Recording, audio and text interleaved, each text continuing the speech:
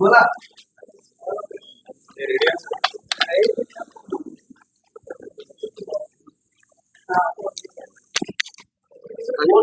एक मिनिट.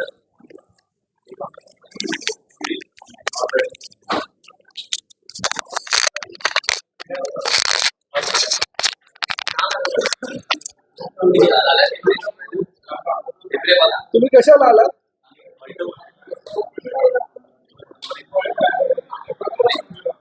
सरनाईक साहेब, डिझेल वाढीचा फटका हा एसटी महामंडळाला बसताना पाहायला मिळतोय. या संदर्भातच आपण महत्वाची बैठक बोलावली होती. काय नेमकं या बैठकीत आढावा आपण घेतला? एसटीला दररोज अंदाजे 10,87,000 लिटर हे लागत असतं. 55 लाख प्रवासी दररोज आमच्या एसटी महामंडळाच्या सुमारे 14,000 बसेसमधून प्रवास करत असतात. सध्या एसटीला इंडियन ऑइल कॉर्पोरेशन कडून डिझेलचा पुरवठा हा सुरळीतपणे होत आहे आणि त्याचबरोबर सध्या एसटीला 91.31 रुपये प्रति लिटर दराने डिझेल पुरवठा होतो. परंतु मागील आठवड्यामध्ये हा जो 3 रुपये 10 पैसे दर वाढवलाय तेव्हा मात्र 88 रुपये 21 पैसे प्रति लिटर आम्हाला डिझेलचा पुरवठा होत होता. म्हणजे 3 रुपये 10 पैसे प्रति लिटर हा दर गेल्या आठवड्यापासून वाढलेला आहे.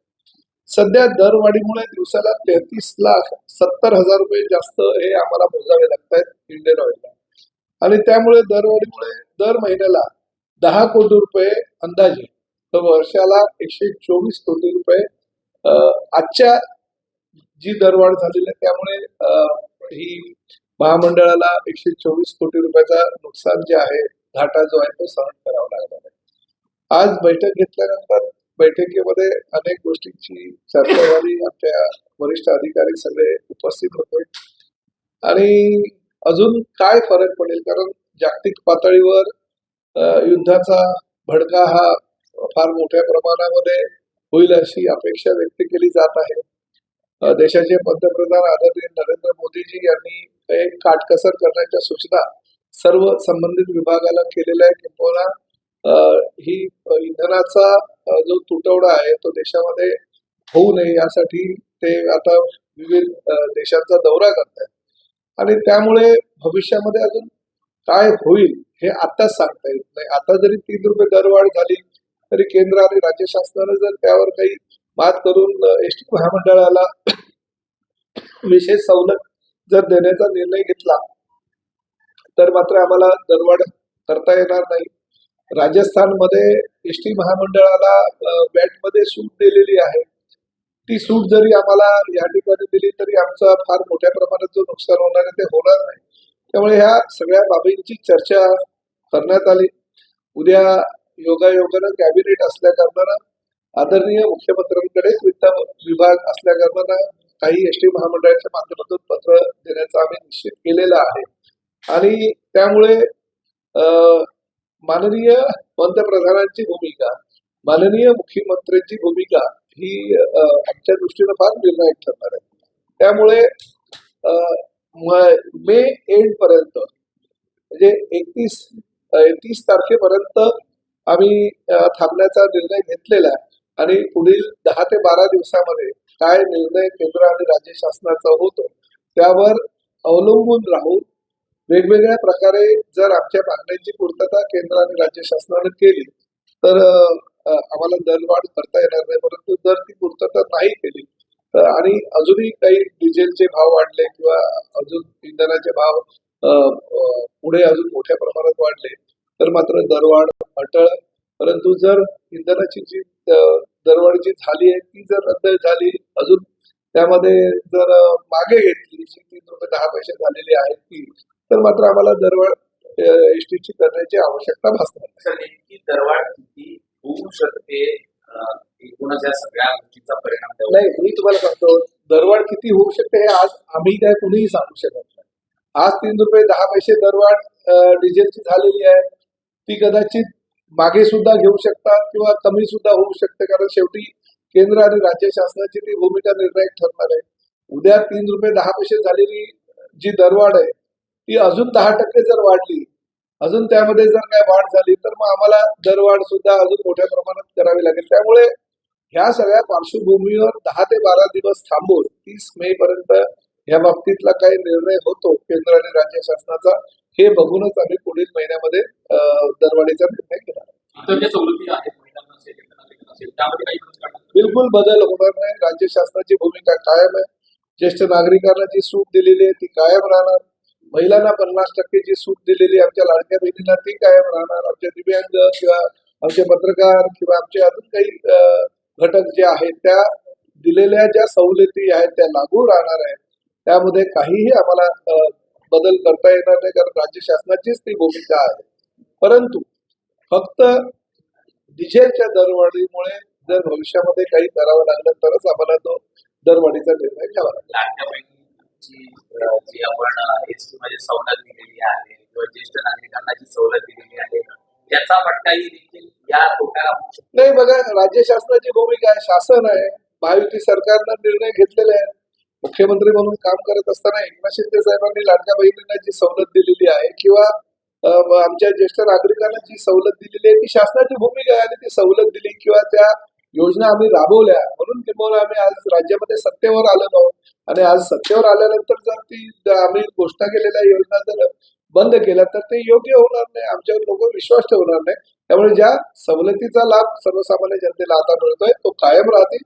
आजही दरवाढ करण्याचा निर्णय कुठलाही झालेला नाही आणि फक्त केंद्र आणि राज्य शासनाची भूमिका जी आहे भविष्यामध्ये त्याचा विचार करून पुढल्या 10 ते 12 दिवसानंतर आम्ही जूनच्या पहिल्या आठवड्यामध्ये या संदर्भातला निर्णय घेणार आहोत. बाईक टॅक्सी प्रकरणी ज्या काही सूचना आपण दिल्या होत्या त्यानंतर सायबर पोलिसांनी कारवाईला सुरुवात केली होती मात्र अचानकपणे पुन्हा एकदा आपण तो निर्णयाला स्थगिती दिल्यामुळे नाही, तो त्या निर्णयाला स्थगिती परिवहन मंत्री म्हणून मी दिलेली नाही. मी आजही माझ्या भूमिकेवर कायम आहे. मी सायबर क्राईमला पत्र दिलं होतं 12 तारखेला आणि पत्र देऊन त्यांना सांगितलं की राज्यामध्ये बऱ्याच ठिकाणी अनधिकृतरित्या ह्या बाईक टॅक्सी चालू आहे. खरं तर कॅबिनेटनं मंजुरी दिलेली आहे फक्त ईव्ही बाईक टॅक्सींना, परंतु त्याची सुद्धा परवानगी त्या ओला, उबेर, रॅपिडो यांनी घेतलेली नाही आणि सरसकट पेट्रोलच्या बाईक त्यांनी रस्त्यावर आणलेल्या आहेत. कुठलीही त्यांना परवानगी नाही. जे शासनानं नियम घालून दिलेले आहेत त्याचं कुठेही पालन होत नाही. महिलांच्या सुरक्षिततेचा प्रश्न निर्माण झालेला आहे. अनेक FIR घडलेले आहेत. अनेक ठिकाणी महिलांवर काही संकट आलेली आहेत की एक महिला बाईक टॅक्सीवरून पडून मृत्युमुखी पडलेले आहेत. डोक्यावर हेल्मेट घातलं जात नाही. 2 इस्मानमध्ये पार्टिशनची जी भूमिका राज्य शासनाची आहे नियम घालून दिलेले आहेत त्याचंही कुठेही पालन केलं जात नाही. सरसकट बाईक टॅक्सी रस्त्यावर चालू आहे. RTOच्या अधिकाऱ्यांनी जर त्यांना पकडलं तर त्यांना फाईन जे लावलं जातं, कंपन्यांनी असा निर्णय घेतलेला आहे की बाईक टॅक्सी बिंदास चालवा, जे फाईनचे पैसे आहेत ते कंपन्या भरतील अशी भूमिका कंपन्यांनी घेतलेली आहे. त्यामुळे RTOच्या अधिकाऱ्यांना जुमानत नाही.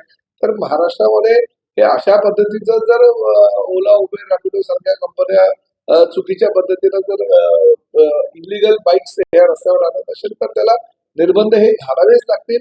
म्हणून आम्ही 12 तारखेला सायबर क्राईमला पत्र दिलं होतं की त्यांचा जो ऍप आहे तो ऍप रद्द करावा. परंतु 15 तारखेला सायबर क्राईमने गुगलला जे पत्र पाठवलं त्यामध्ये सरसकट ओला, उबेर, रॅपिडोच्या सगळ्या गाड्यांवर बंदी त्यांनी घातली आणि त्यामुळे गोंधळ असा झाला की ओला, उबेर, रॅपिडोच्या फक्त इलिगल बाईकवर बंदी घालावी अशी आमची मागणी होती. परंतु त्यांनी सरसकट सगळ्या गाड्यांवर बंदी घातली आणि त्यामुळे गोंधळ निर्माण झाला होता 3 दिवसापूर्वी मध्यरात्री आणि त्यामुळे ते पत्र मागे घेऊन आता त्यावर काय तोडगा काढावा आणि त्या ऍप मधून फक्त बाईक टॅक्सीना बाहेर काढून तो वेगळा ऍप त्यांनी निर्माण करावा यासाठी आमची आता आज बैठक आहे. त्या बैठकीमध्ये आम्ही निर्णय घेऊ. प्रवेश झाला आहे 16 ते 17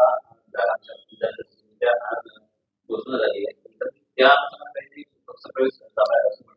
नाही बघा, आनंद परांजपे यांचा मूळ हा शिवसेनेचा आहे. कारण त्यांचे वडील खासदार प्रकाश परांजपे हे ठाणेकर होते. धर्मवीर आनंद दिघे साहेबांनी एकदा दोनदा नव्हे तर तब्बल 3 वेळा प्रकाश परांजपे यांना लोकसभेवर पाठवलं होतं. ठाणे लोकसभा मतदारसंघाचे ते एकदम लोकप्रिय खासदार म्हणून परिचित होते आणि संसदेमध्ये त्यांचा फार मोठा अभ्यास होता आणि अभ्यासपूर्ण भाषणं सुद्धा त्यांची गाजली होती. त्यांच्या निधनानंतर आनंद परांजपे यांना एकनाथ शिंदे साहेबांनी स्वतःच्या मुलाप्रमाणे सांभाळलं आणि त्यांना लोकसभेवर पाठवलं. परंतु 2012 साली ते पवार साहेबांबरोबर राष्ट्रवादी काँग्रेसमध्ये गेले.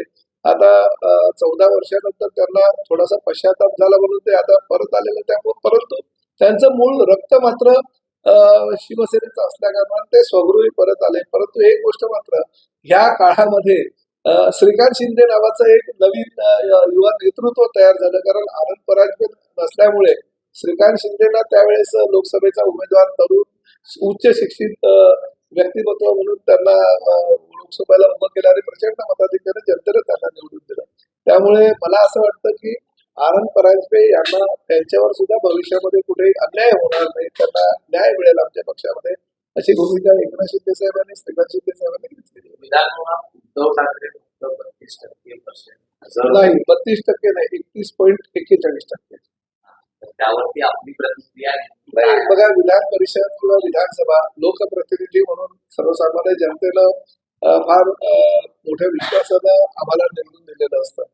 वैयक्तिकरित्या जर माझी उपस्थिती गेल्या 4 टर्म मी आमदार आहे, मी सुद्धा 100% माझी उपस्थिती आहे आणि उपस्थिती असल्यानंतर त्या उपस्थितीचा फायदा सर्वसामान्य जनतेच्या हितासाठी आणि त्यांचे प्रश्न सभागृहामध्ये मांडण्यासाठी मी केलेला आहे.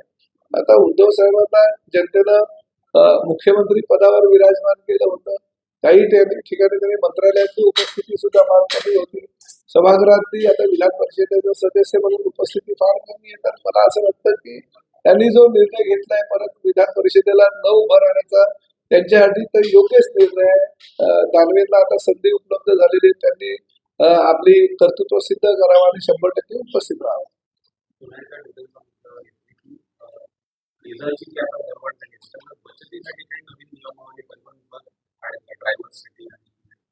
नाही, आता आम्ही जी बैठक झाली त्या बैठकीमध्ये सुद्धा काही निर्णय असे घेतोय की बचती ज्या ज्या ठिकाणी बचत करता येईल त्या त्या ठिकाणी आपण ती त्याची अंमलबजावणी केली पाहिजे. वर्क फ्रॉम होम साठी आम्ही आता काही आमच्या अधिकाऱ्यांना सुद्धा त्या ठिकाणी सांगतोय की ज्यांची गरज आहे त्याच अधिकाऱ्यांनी कामावर यावं, किंवा ज्या ठिकाणी आठवड्याचे जे 5 दिवस आहेत तर 3 दिवस वेगळ्या अधिकाऱ्याने यावं, 2 दिवस वेगळ्या अधिकाऱ्याने येऊ आणि या माध्यमातून जर काही इंधनाचा बचत होत असेल आणि एसटी महामंडळाचा फायदा होत असेल तर तसा निर्णय घेण्याचा सुद्धा मी एमडींना सूचना केलेल्या आहेत.